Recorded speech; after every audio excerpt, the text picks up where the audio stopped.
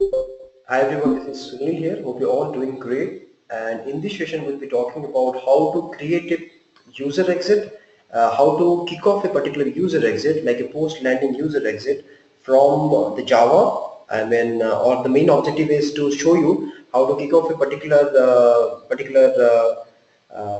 PL SQL procedure or an insert statement into in the user exits, using the user exits, right? So basically that's the topic about.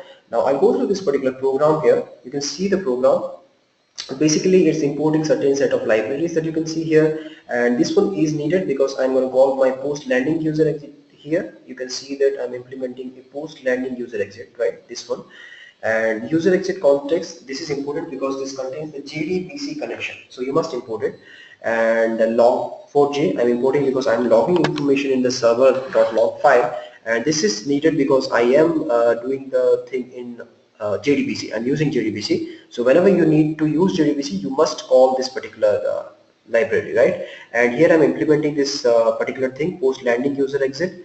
This is the name of my class, okay, the program of the class. And you can see here, this is my logger. I'm initializing the logger here, and here you can see my method, and this contains user exit context. This is the most important thing because this is going to give you the JDBC connection. For example, if I see here, you can see here in the user exit context only, I'll get the JDBC connection name, and using this JDBC connection name, I'm going to post the necessary things, okay? And my staging table name, my landing table name, and my previous PRL table name, all the information is there. And just to demonstrate this thing, I will be sending a message to the, I'll be logging a particular thing, that is this thing, to the user exit program. So when I run the user exit program, you can see this particular information in the logs, okay? And this is, I'm just variable I'm initializing is to the value of the get batch row ID, that is the job ID, and then I'm logging this particular information. And no, I am logging the information here, but if you want to use this, if you want to use this in a PL SQL block or anything, you can go ahead and you can do that, okay? You have to do that using this set string and all those things. And here, this is where the program actually starts. I am initializing, I'm opening the connection here, you can see here, and initializing it to null. And here I'm preparing the statement. What am I doing? I'm just calling one particular thing here. For example, I'm calling this procedure. This procedure is in my database. If I go here, this is my procedure. You can see its definition is basically truncating a particular table, right? So truncating a particular table. Now I want to demonstrate this particular thing. Let me insert data into this table. Let's say I'm going to do like values seqgen.next. I have created a sequence so that we can track it, sysdate, right? Now I'm going to go ahead and insert it and commit it. So I have this particular thing here. In here I do have data. What do I have here? I have one row, right? Now let me go and run this particular program, okay? How do I run it? Can I run it here? I mean, right now in the Eclipse, can I run it? No, you're not supposed to run it here. Why not? Why not? The reason is, you can see here the staging table name, the landing table name, the user exit context. What is the value of this, all this parameters? The value will be passed by Informatica during runtime.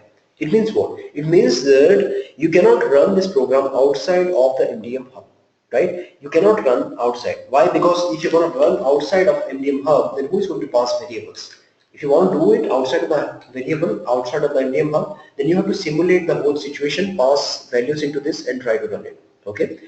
And you can see here, and finally I'm calling the connection. I'm trying to make it simple. I'm not giving any, I'm not giving any, sending any parameters, or you can say this this particular PL SQL code, this particular procedure does not have any in out or in out parameters, right?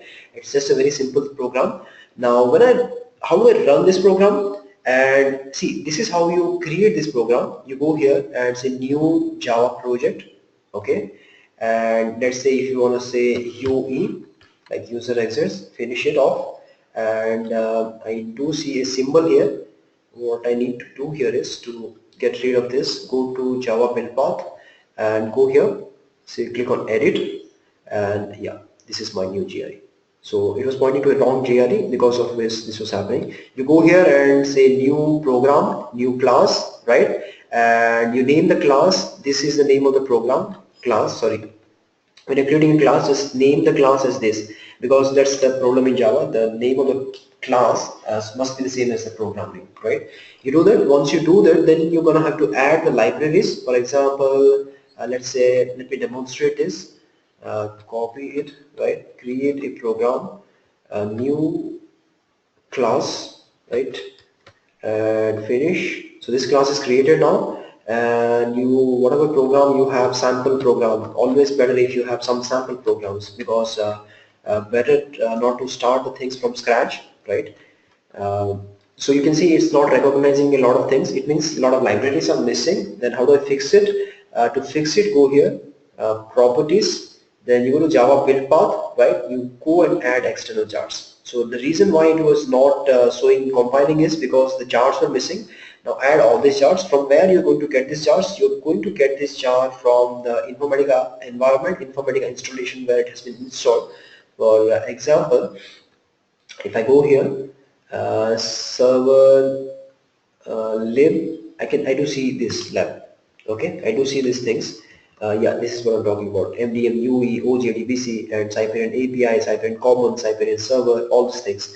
So you're gonna have to add all those things there, right? Once you do that, just add it, and okay. Now you can see here, this is gone, and my program is actually ready, right?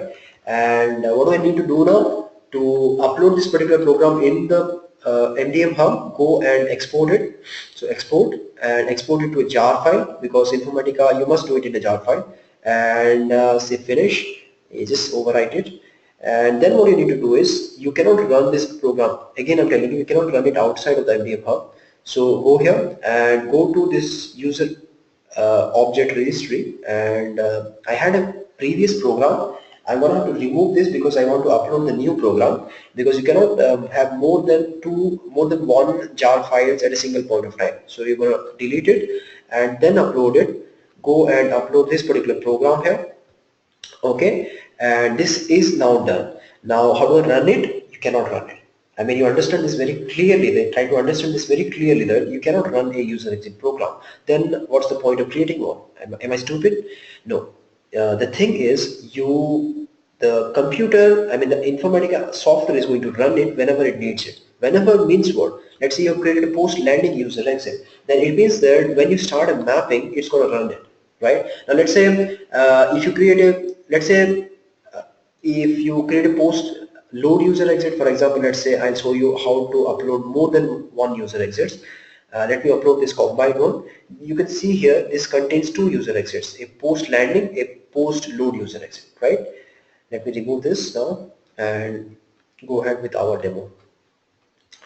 Yeah, so user exit. Now my user exit program is already uploaded. Then how do I run it? You cannot directly run it. You just start the mapping, and then it's going to kick off that particular thing. And if you remember, we had what? We had some data in here, right? Now let's see if this is done. This is running, and once this is done, data should be truncated from this table. Is it done? Yeah, good. So you can see this particular statement is executed, right? And if you don't want to use a PL SQL, just want to execute a SQL statement, go here right away and replace this particular thing here with your code. Okay, save it and export it, right? Export this to a jar file, and then just a finish. Yes, right?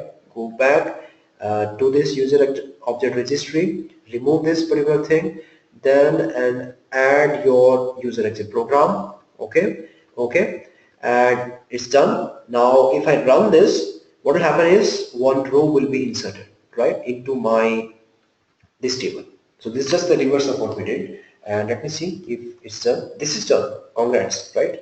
So in this tutorial you learned how to create a particular program and how to execute it. For sample set of programs, you can always log into the website. This contains all the sample set of programs. Okay, I hope you enjoys, at least I enjoyed explaining it. Thanks guys, thank you very much. For other things you can check out my other videos. Thank you very much.